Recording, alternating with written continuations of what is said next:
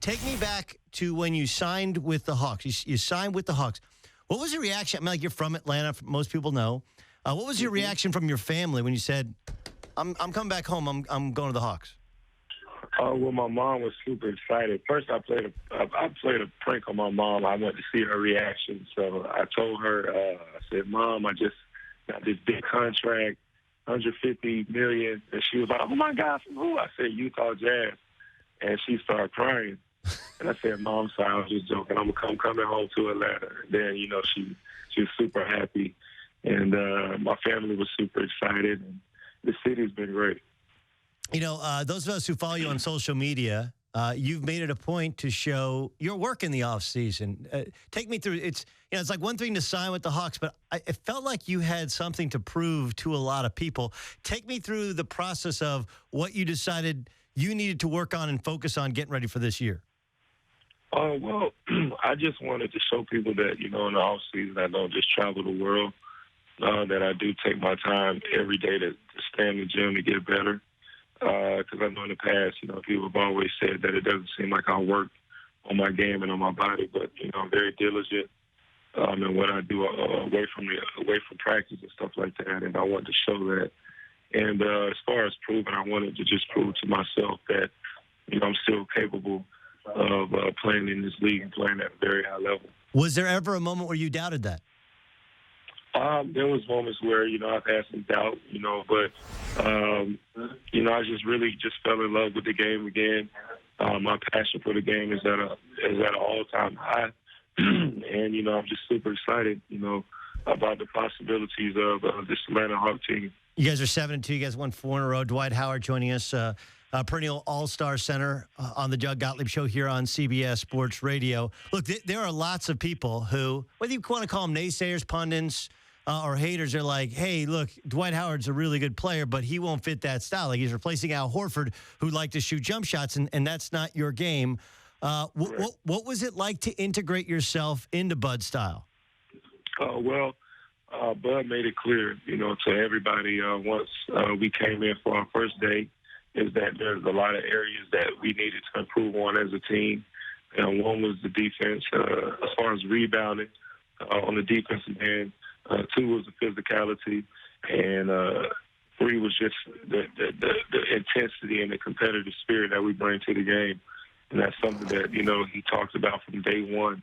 And, he really put it on me to be the catalyst for that, is to be the guy that's going to rebound, block shots, defend, and on the offensive end, dominate the paint. How big was it for you, the Cavs game? Like, I know beating the Rockets for a lot of people was a big thing, but it felt like you took it as a personal challenge with Tristan Thompson, who shot blocker, defender, rebounder, energy guy. It felt like you took it upon himself to dominate him that game. How much of that was a personal challenge to you?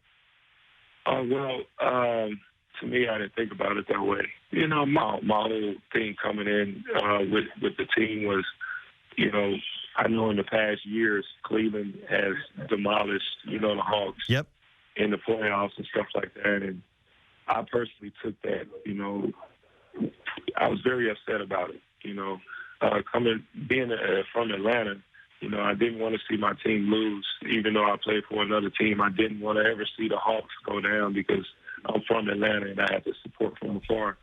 But I just didn't like the way that we were getting beat by Cleveland. And they beat us on the offensive boards. They beat us in the paint by being more physical than us and being more competitive. And, me being the leader of the team, it starts with me. I had to be competitive. I had to compete, be physical, and get the job done on the inside every night. When are you going to start taking threes? Millsap, he didn't take threes when he was in Utah. He comes over,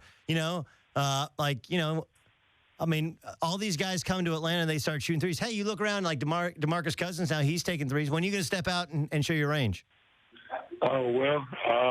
Actually, it's something that we all work on every day in practice.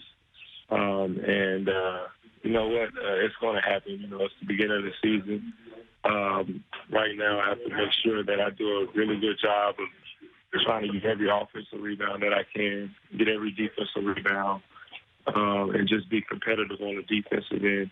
And the offensive stuff will come. I do want to shoot some threes. I think, that it just expand everything for myself and for this team. But right now, my team needs me to dominate the paint. There's a balance there between having fun and being a competitor. People in the past have said you have too much fun, and then there was a time to which you didn't seem, at least, again, based upon us watching you, you weren't having any fun. Have you found kind of that balance now? You've been in the league 12 years. Go ahead. This is my 13th. Yeah. You can't listen to what people say, and I think that kind of messed with my head for a couple of years where people were saying he doesn't take the game serious. You got to stop smiling. And, you got to compete. But, back in Orlando, I smiled, and I still competed every single night.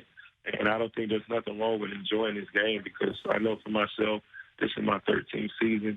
It goes by fast. I remember coming into the league, and, now, 12 years have already gone by. And, you got to have fun and enjoy it. When I don't enjoy the game, when I'm not being myself and having fun, then, I'm not productive. And, there's a fine line, but I think the best thing to do is enjoy this game because you can never get these moments back. Now the games go by so fast, the years go by so fast, and you want to enjoy it while you can.